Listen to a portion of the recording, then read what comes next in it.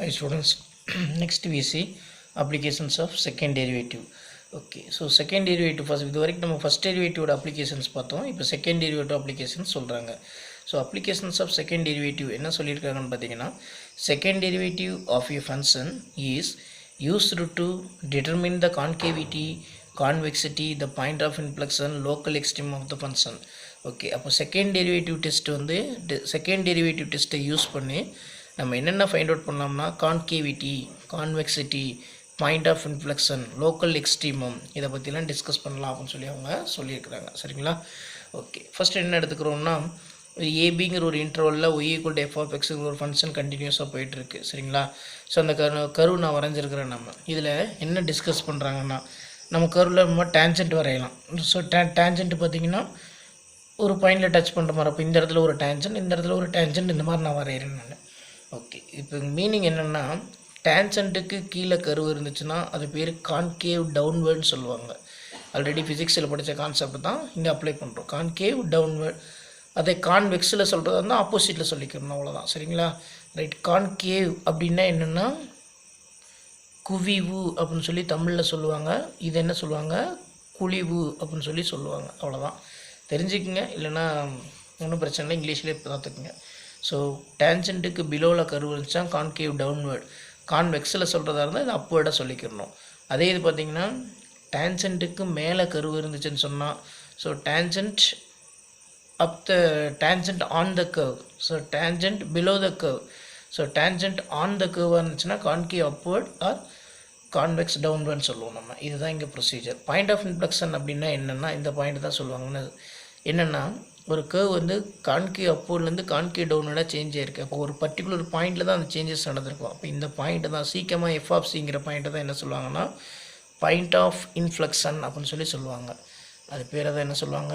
Point of inflection அப்படின்னு இங்கே discuss பண்ணுவோம். சரிங்களா? ஓகே, இப்போ இதோட ப்ரொசீஜர்ஸ்லாம் என்ன அப்படின்னு சொல்லி நம்ம பார்க்கலாம். ரைட். ஓகே, என்ன கொடுத்துருக்குறாங்க அப்படின்னு பார்த்தீங்கன்னா ஃபர்ஸ்ட் ஆஃப் ஆல் டெஃபினேஷன் 7.8.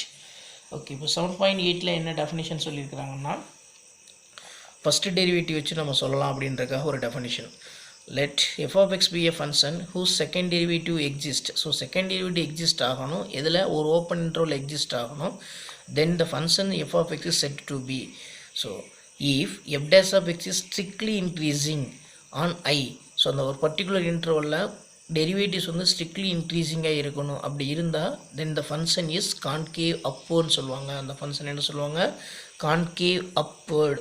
அப்படின்னா கான்கேவ் அப்வேர்டுன்னு எழுதிக்கிறணும். சரிங்களா? ரைட். இல்லை இந்த கான்வெக்ஸில் சொல்கிறதா இருந்தால் ஆப்போசிட்டில் கான்வெக்ஸ் டவுன் அப்படின்னு சொல்லிக்கிறணும். சரிங்களா? ரைட். அதை ஓப்பன் இன்டர்வலில் தான் சொல்லுவோம்.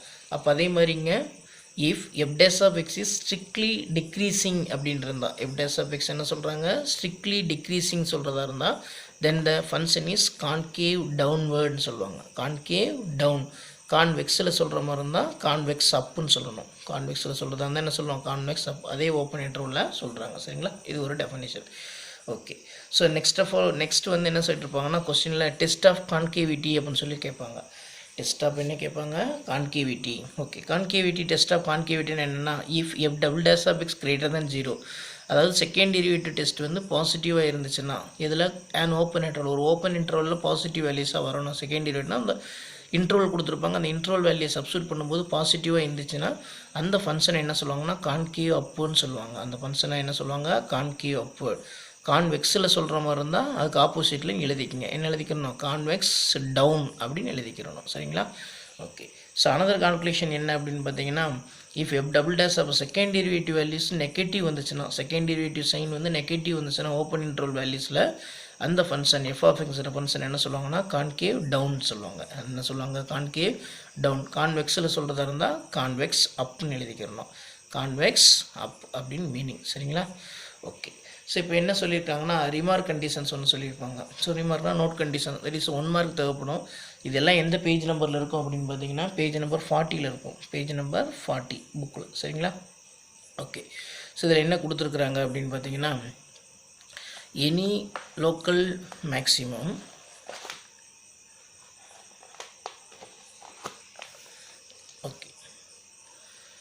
any local maximum of a convex upward function. ஒரு லோக்கல் மேக்ஸிமம், அதாவது ஒரு கான்வெக்ஸ் அப்வர்டு ஃபங்க்ஷன் வந்து லோக்கல் மேக்ஸிமமாக இருக்கணும்னா எப்படி டெஃபைன் பண்ணியிருக்கணும் அப்படின்னு சொல்கிறாங்க அப்படின்னு பார்த்தீங்கன்னா, on the interval closed interval a, b is also A absolute maximum on the interval. Okay, ஒரு ஃபங்க்ஷன் வந்து கான்கே அப்வர்டாக இருந்தால் அது லோக்கல் மேக்ஸிமமாக இருக்கும். அதே சமயம் என்னவாக இருக்கும், அப்சல்யூட் இங்கே வந்து ஆக்சுவலாக ஓப்பன் இன்டர்வலில் லோக்கல் மேக்ஸிமம் வந்தால் க்ளோஸ்டு இன்டர்வலில் அப்சல்யூட் மேக்ஸிமமாக இருக்கும் அப்படின்னு சொல்லி டிஸ்கஸ் பண்ணுறாங்க. சரிங்களா? சேம் ப்ரொசீஜர் ஒரு கான்வெக்ஸ் டவுன்வர்ட் ஃபங்க்ஷன் வந்து டெஃபைன் பண்ணுறோம். Any local minimum of a convex downward function is define on the closed interval a, b. ஒரு க்ளோஸ்டு இன்டர்வல் a, bயில் கான்வெக்ஸ் டவுன்வர்ட் ஃபங்க்ஷனை டெஃபைன் பண்ணுறாங்க. ஏதாவது ஒன்று என்னவாக இருக்கணும், ஏதாவது ஒரு வேல்யூ லோக்கல் மினிமமாக இருந்தால் அதே வேல்யூவில் நம்ம செக் பண்ணும்போது அந்த ஃபங்க்ஷனில் அந்த இன்டர்வலில் அப்சல்யூட் மினிமமும் இருக்கும் அப்படிங்கிறாங்க. அந்த ஃபங்க்ஷனில் என்ன இருக்கும், அப்சல்யூட் மினிமமும் இருக்கும் அப்படின்னு சொல்லி ஒரு டெஃபனிஷன். சரிங்களா? ரைட். அடுத்து என்ன சொல்லியிருக்காங்கன்னு பாருங்கள். There is only one absolute maximum and only minimum. ஒரே ஒரு அப்சல்யூட் மேக்ஸிமம், ஒரே ஒரு அப்சல்யூட் லோக்கல். அங்கே என்ன சொல்லியிருக்காங்க பாருங்கள். There is only one absolute maximum and only one minimum, but there can be more than one local maximum or minimum. Okay, என்ன சொல்லியிருக்கிறாங்கன்னா, ஒரே ஒரு அப்சல்யூட் மேக்ஸிமமும் ஒரே ஒரு அப்சல்யூட் மினிமமும் இருந்தால் there can be more than one maximum. So ஒன்றை விட அதிகமான local maximum value minimum வேல்யூவும் நம்மளுக்கு இருக்கலாம் அப்படின்ற ஒரு டெஃபனிஷன். சரிங்களா? ஸோ இதெல்லாம் வந்து 1 மார்க்ஸ், ஜஸ்ட்டு ரெஃபர் பண்ணிக்கோங்க, வேறு ஒன்றும் இங்கே தேவைப்படாது. Okay, next we see definition 7.9. So definition 7.9 என்னென்னா point of inflection definition. Point of inflection இப்போ தான் நான் வரைஞ்சி காட்டினேன். The points where the graph of the function changes from concave up to concave downward. அப்போ தான் ஒரு ஃபங்க்ஷன், இப்போ தான் நான் சொன்னேன் நான், ஒரு ஃபங்க்ஷன் வந்து பாருங்கள், கான்கேவ் இது வந்து டவுன்வர்ட், கான்கேவ் டவுன்வர்ட் வந்து கான்கேவ் அப்வர்டாக சேஞ்சஸ் ஆகுது. அப்போ ஒரு பாயிண்டில் தான் சேஞ்ச் ஆகும். இந்த பாயிண்ட் பேர் தான் என்ன சொல்கிறாங்க, பாயிண்ட் ஆஃப் இன்ஃப்ளெக்ஷன் அப்படின்னு சொல்லி சொல்கிறாங்க. அதை தான் இந்த இடத்துல சொல்லியிருப்பாங்க, வேறு ஒன்றும் கிடையாது. சரிங்களா? அதாவது the functions changes from concave up to concave down or concave down to concave up are called the point of inflection அப்படின்னு அர்த்தம். அதை பேர் தான் என்ன சொல்லுவாங்க, பாயிண்ட் ஆஃப் இன்ஃப்ளெக்ஷன் அப்படின்னு பேர். சரிங்களா? ஓகே, ஸோ நெக்ஸ்ட் என்ன அப்படின்னு பார்த்தீங்கன்னா, பாயிண்ட் ஆஃப் இன்ஃப்ளெக்ஷனோட ப்ரொசீஜர் சொல்லியிருப்பாங்க. பாயிண்ட் ஆஃப் இன்ஃப்ளெக்ஷனோட ப்ரொசீஜர். ஓகே, ஸோ என்ன சொல்லியிருப்பாங்கன்னா அதோட டெஃபனிஷன் மென்ஷன் பண்ணியிருக்கிறாங்க. இப்போ நம்ம சொன்னது தான் the points where the graph of the function. இப்போ இந்த டெஃபனிஷன் தான் இங்கே சொல்லியிருக்கிறாங்க, வேறு ஒன்றும் இல்லை. அதே தான் அந்த எக்ஸாம்பிள் 7.9ஓட டெஃபனிஷன் தான் இது. சரிங்களா? ஓகே, ஸோ அதில் ப்ரொசீஜர் என்ன சொல்லியிருப்பாங்கன்னா, test for point of inflection. கொஸ்டினில் கேட்பாங்க, test for point of inflection சொல்லி கொஸ்டினில் கேட்டாங்கன்னா இந்த ப்ரொசீஜர் யூஸ் பண்ணுங்கன்னு அர்த்தம். அதாவது if f double dash of c exists and f double dash of c changes sign when passing through x equal to c, then the point c comma f of c is a point of inflection of the graph of f. அதாவது ஒரு ஃபங்க்ஷனுக்கு second derivative exist ஆகணும். இதில் எப்படி சொல்லுவாங்க அப்படின்னு பார்த்தீங்கன்னா, இங்கே ப்ரொசீஜர் என்ன அப்படின்னு பார்த்தீங்கன்னு வச்சுக்கோங்களேன். பாயிண்ட் ஆஃப் இன்ஃப்ளெக்ஷனோட ப்ரொசீஜர் என்ன அப்படின்னா, ஃபஸ்ட்டு வந்து ரூல் சொல்லிடுறேன் நான், இப்படி பாருங்கள். ஸோ ரூல் என்னென்னா, பாயிண்ட் ஆஃப் இன்ஃப்ளெக்ஷனுக்கு rule point of inflection. So இதை அப்படியே சைடில் வேணால் பென்சில் எழுதிக்கிங்க, இல்லை நோட்டில் எழுதி சைடில் போட்டுக்குங்க. First of all we find the values of take the values of f of எக்ஸ்னு எடுத்துக்கோங்க. ஸோ இது டேக்கிங். சரிங்களா? ஓகே, ஸோ செகண்ட் கான்செப்ட் என்னென்னா ஃபஸ்ட் டெரிவேட்டிவ் கண்டுபிடிங்க. அனதர் கான்செப்ட் என்னென்னா செகண்ட் டெரிவேட்டிவ் வேல்யூ கண்டுபிடிங்க. ஃபோர்த்து கான்செப்ட் என்ன அப்படின்னா, செகண்ட் டெரிவேட்டிவ் வேல்யூவை 0க்கு ஈக்குவேட் பண்ணுங்கள். So we get the x value plus or minus c, இந்த மாதிரி நம்மளுக்கு சேஞ்சஸ் வரலாம். சரிங்களா?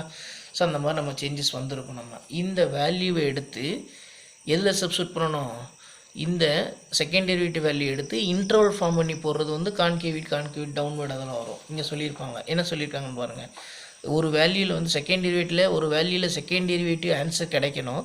அந்த ஆன்சரில் என்ன நடக்கணும், சேஞ்சஸ் நடக்கணும். பாசிட்டிவ் டு நெகட்டிவாக சேஞ்சஸ் ஆகிருக்கணும். அந்த சைன் வந்து பாசிட்டிவ் நெகட்டிவ் டு பாசிட்டிவ் இந்த மாதிரி சேஞ்சஸ் ஆகிருந்துச்சுன்னா கொஸ்டினுக்கு என்ன உண்டுன்னு அர்த்தம், பாயிண்ட் ஆஃப் இன்ஃப்ளெக்ஷன் உண்டுன்னு அர்த்தம். கொஸ்டினுக்கு என்ன உண்டு, பாயிண்ட் ஆஃப் இன்ஃப்ளெக்ஷன் உண்டு அப்படின்னு மீனிங்.